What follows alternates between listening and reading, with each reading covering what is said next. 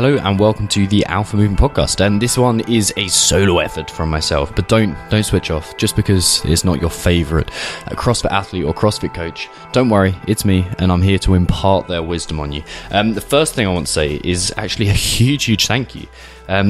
For some reason my podcast downloads spiked by like 10,000 downloads in one day, which was crazy.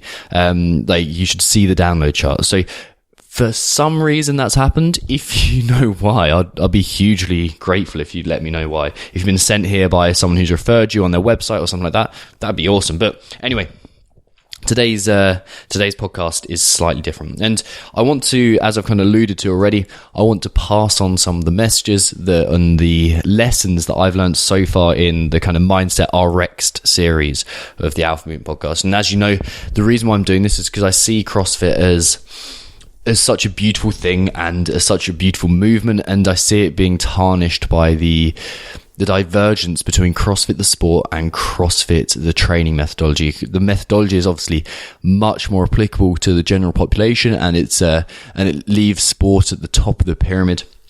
Whereas a sport is a sport, and the training methodologies as a result of that need to change to be specific to an athlete of that caliber.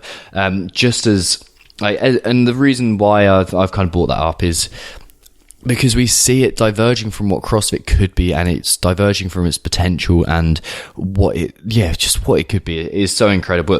But the reason I'm kind of ranting around that is because, as I've already said in the first one of these episodes, mindset is the key to unlocking this. It's who do we want to be? Who is the athlete we want to be? What do we want to achieve? And it all comes down to knowing yourself and just understanding your mindset. Because when we have that, we can make the right decisions. If you're a coach, you can make the right decisions about how to train your athletes. If you're an athlete, you can make the right decisions about how to be on your nutrition, whether your box is right for you, the best moves specific for you. So it really is the key. And I can't describe how much effect or how big an effect this can have on you. So as I've been rambling. This is what I do. But today I'm going to be telling you about some of the lessons that I've learned so far from the Mindset Rx series, from the athletes and the coaches that we've had on so far, likes of Chris Spieler and whatnot. Next week is going to be Jason Phillips, but until then, you've got a kind of an updated version of what I call the Champs Mindset Model. Now, those of you who have heard me speak, and those of you who have had recent grit calls with me and stuff like that, you will be more than aware of the four mindset models. I won't go through them massively, but you got the check, the changer, the chaser, and the champ model. The first three, yeah, they're cool. We've been through those in the grit calls. However, the champ model is what we're all trying to get towards. And so I thought I'd kind of describe how that's evolved, or what it's evolved into, as I've gone through these interviews with the amazing coaches and athletes that I have done, and also the coaching with my guys in their inner athlete performance camp. So the one thing to say about this is the Champs mindset model is just as scalable as CrossFit itself. So just as needs differ by degree, not by kind, as we know from our CrossFit level ones or from our coaching or whatever, the same is said for mindset. So just because, let's take intensity tolerance for example. So how much hardship can you embrace? Okay. CrossFit Games athletes, they're going to need to embrace a ton of hardship. They're going to need to push through the days and days where the body just aches and hurts, and they don't feel like training, and they just want to sit down and cry. And then there's the actual hardship of competition, where they need to, I can't imagine how much hardship. Well, I think I've got a good idea of it, but from my previous encounters, but I think there's so much hardship that they go through. And if you're listening to this and you just want to live a better life, then you don't need to experience that hardship, but some hardship is going to benefit you. I think that it's massively underrated, and your ability to tolerate it determines to some degree part of your success. So let me give you an example. If you halfway through a 5k run, who programs a 5k run, seriously, if you're halfway through a 5k run and you feel like giving up, you can push a bit further and you're going to get better results. If you're about to go through another grueling squat cycle, you can do another set and you can push a bit further and you're going to get better results, hopefully, if your programming is up to date or top notch. So that's why it's kind of scalable, why the scalability aspect of it is there. You can push hard, and like it's going to help you the more you go through it. So needs differ by degree, not by kind, is what I'm trying to say. So let me take you through the way I see this. So that was actually the fourth aspect of the Champs Mindset model, but it starts off with perspective. Every single one of the great coaches and great athletes that I've interviewed on this podcast, in the Mindset Rx series or not, has had a perfect perspective. And that is perspective of themselves. So they have extreme self-knowledge. As I say, it always starts with who, not with why. So they know themselves completely. They know their drivers, they know their habits, they know their emotional responses, they know their triggers, they know how they adapt to change, what is good for them. Like all this stuff, it starts with knowing yourself. It like starts to know what your common injury sites for you, or possibilities, or lack of motivation, all this kind of stuff. It comes from knowing yourself. So they have an extreme self-knowledge, which is like the foundation, and also have an experiential perspective. So what do I mean by that? That's just a really fancy way of saying they see the situation clearly for what it is. They don't get impacted they don't see a situation and impact their own biases on the situation. They see a situation and they say, that's the situation, this is how I'm going to respond. And they don't get wrapped up in shit that doesn't concern them. It's a very hard thing to do, and it's a skill that needs to be practiced. And that's the other thing I should say about this. Just because you might be in another one of the mindset models, as you come into this this Champs mindset model, it's going to change. You're allowed to change. I've been through all of the mindset models at different points, and I'd like to say that I'm in the Champs mindset model for most things until I have like little relapses, which we all do. But you can come through all of them. So you got the experiential side of perspective as well. So self-knowledge and experiential side of perspective. So that is the kind of foundational aspect of the Champs mindset. The next one is they're vision orientated and not goal driven. What do you mean by this, Tom? Let me just adjust myself quickly. They're vision orientated in as much as they don't worry about the process. They don't worry about putting X kilos onto their snatch, but they do worry a hell of a lot about the end result. So let me put this in perspective. I don't know anyone who has become successful doing anything who has started out with a how. They all start out with the end goal, and then they commit to it and they start moving forwards, and they hold that vision. They trust in that, and they put it at the front of their mind, and it becomes what I call top of the mind awareness. And they look at this situation clearly, and they see the vision over and over and over again, and this directs them to where they want to be. I often describe to my guys when I'm going through the visualization type stuff that your mind works like a heat-seeking missile. You give it a target, you remind it of that target over and over again, and it will adjust course as it goes on, either through negative or positive reinforcement. It has, and that bit there, that negative reinforcement thing is huge. You have to go wrong in order to see where the end goal is. So they're vision orientated and not goal driven. The goals, they beat you up. You either hit them or you don't. And if you don't hit them, they fuck you over. But if you're vision orientated, if you see that vision in the long run, if you see it playing out in front of you, if you can visualize it in as much emotional detail and a full sensory experience as possible, man, you're steps ahead of everyone else. And like you heard, like the example I always use is Conor McGregor. Like UFC and MMA as a whole is filled with these examples. Okay, so Conor McGregor, I don't know whether you've seen his, I almost did an Irish accent there, which was going to definitely come out as, if not racist, xenophobic. So yeah, let's take that Conor McGregor example. He's in the octagon after he's won the weight class, or 2 weight classes, sorry. And he's expecting 2 belts. And he's just saying to Joe Rogan afterwards, where the fuck's my fucking second belt? And it's always, he's visualized that situation to the nth degree. He's held that vision. He knows what it's meant to feel like, and because he's held that end goal in his mind, and he's also looked at the process effectively as well, he can remind himself that is where he's going to go. Whenever he's presented with an opportunity, he takes that. So he takes the opportunity the choice that's going to take him closest to where he wants to be. So they're vision orientated and not goal driven.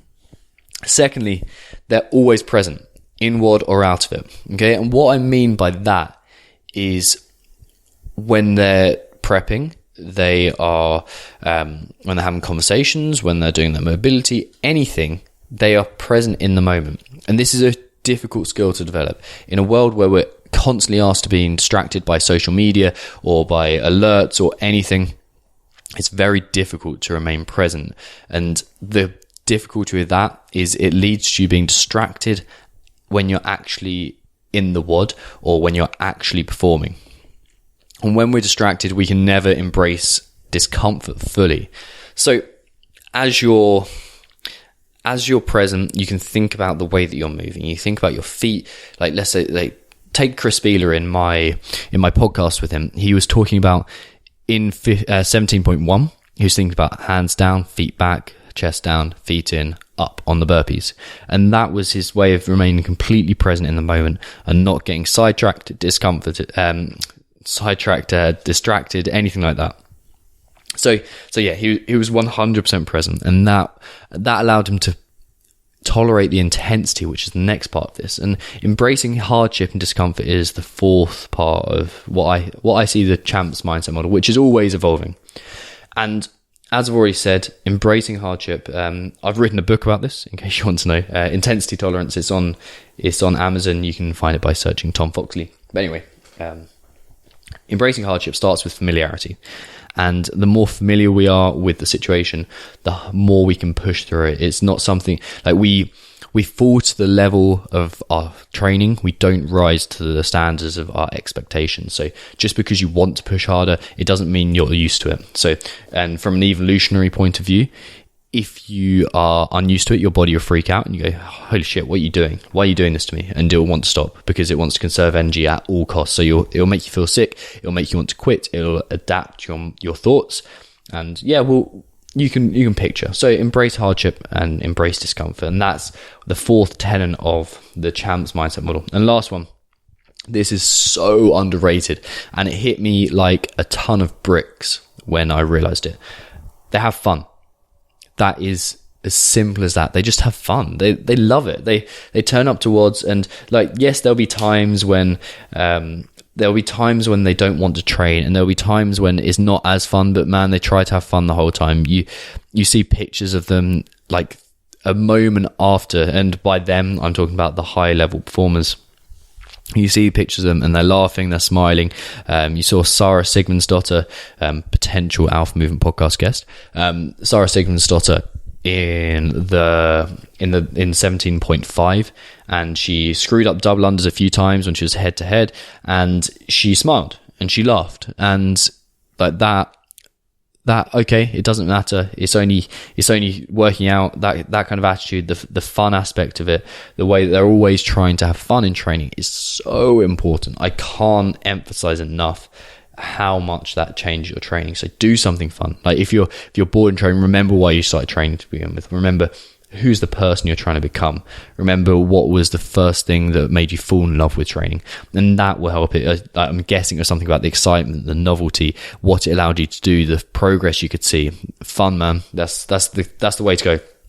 And two lessons. So that is the champs mindset model. Sorry, that was the most garbled segue that's ever been done in the history of podcasting. But I have been going for 15 minutes almost without a break, so I'm doing well. I'll give myself a break. Anyway, number one lesson, one size fits one. I'm going to say this time again, because there's no use following a generic mindset template. There's so many people saying you must meditate, you must visualize, you must do this, you must do that. And frankly, most of it is bullshit. There's a few things that we all have to do. If you want one of those, you can check out some of my books. But there's a few things that we all have to do, but the majority of them, it depends on you, and especially in terms of your application of what to do as well. Like, you've got to find a way that works, because you are the only thing that matters. There's lots of people who live the ideal life. Like, I'm lucky to have an hour and a half in the morning to do my mindset work, but I'm well aware that most people don't. So let's make it work for you.